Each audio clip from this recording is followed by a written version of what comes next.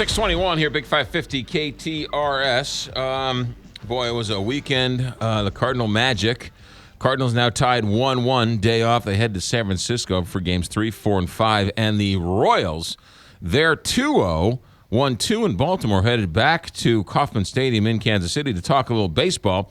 Major League Baseball Network producer Keith Costas is joining us. He's our baseball guru for the next couple of days. Good morning, Keith Costas. Good morning, McGraw. How you doing? All right, so I don't know if it was as dramatic as David Freese's home run in Game 6 of the World Series, but that was a pretty exciting Cardinal game last night.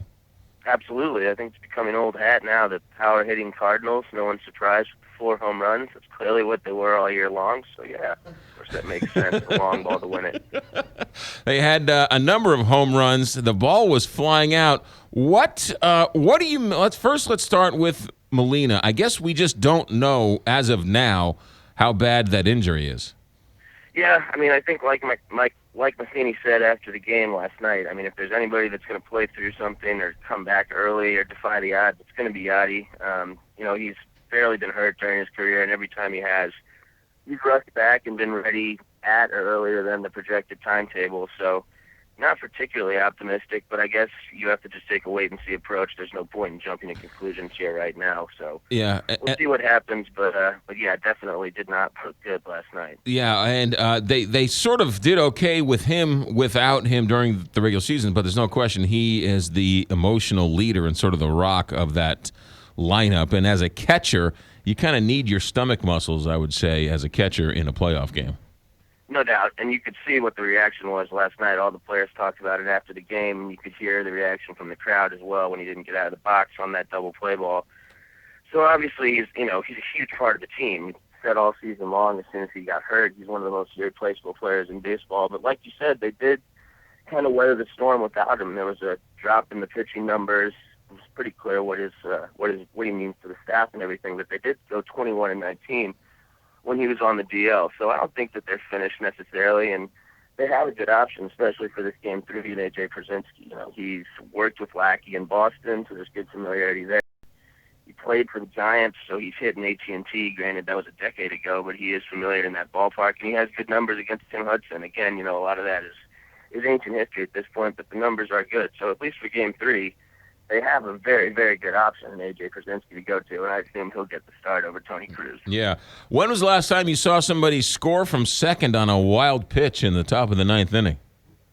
Crazy. It's crazy how the Giants are scoring their runs. They were a team that did a lot of homers early, and here in the playoffs we've seen them score, a couple times now on a wild pitch, some sac flies against the Cardinals, some ground balls, so really manufacturing runs, whereas the Cardinals, like we talked about, taking the opposite route, just all of a sudden, out of nowhere, 7 homers in that LDS round. I think it was the first time since April they had 7 homers in a 4-game stretch. 4 homers last night, second time all season. So different approaches here. But yeah, it's been definitely fun to watch the contrasting styles in both series, really. Let's talk about those Royals. I think as much as we're shocked about what the Royals are doing, they haven't lost a game yet in the playoffs, have they? Yeah, that series is over to me. I mean, I think we're going to see the Royals in the World Series.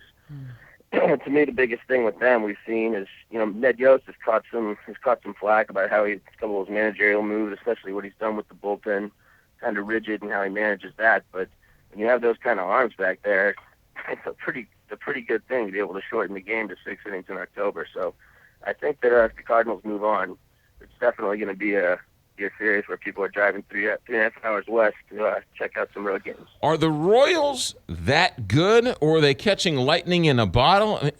No one really talked about them all year long, and then all of a sudden now they're unbeatable. I think it's a little bit of both. I mean, you look at the lineup, and they had some guys that underproduced over the 162, or maybe didn't come along. Some younger guys as quickly as they wanted. But now look what they're doing in the postseason. I mean, a guy like Mike Moustakas, he's hitting 9th for them.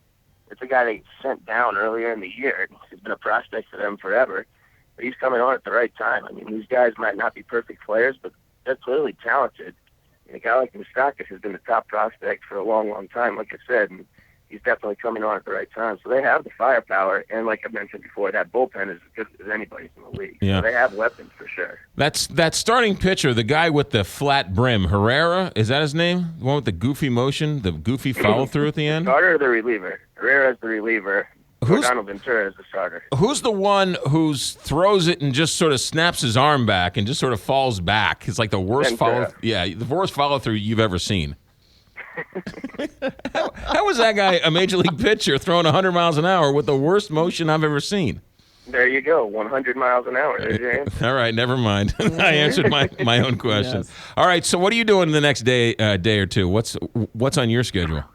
Well, I'll just be in the studio this whole week, so I'll be working on Intentional Talk today, and a little MLB Tonight the rest of the week. So discovering both series till the World Series rolls around, and then I'll be headed to the NL cities for those games. Do you see the sunlight at all when you're in the studio at all, or are you just working 24-hour days in the back studio somewhere? They let me out. They on a leash, though. I just get to go out the front door for a few seconds, check out the sky, and then they reel me back in. Gotcha. Okay, good. Hey, Keith, be safe. Thanks. We'll check in with you, I guess, Wednesday morning to talk about game 3 in San Francisco. But have a good couple days, and we'll talk to you soon.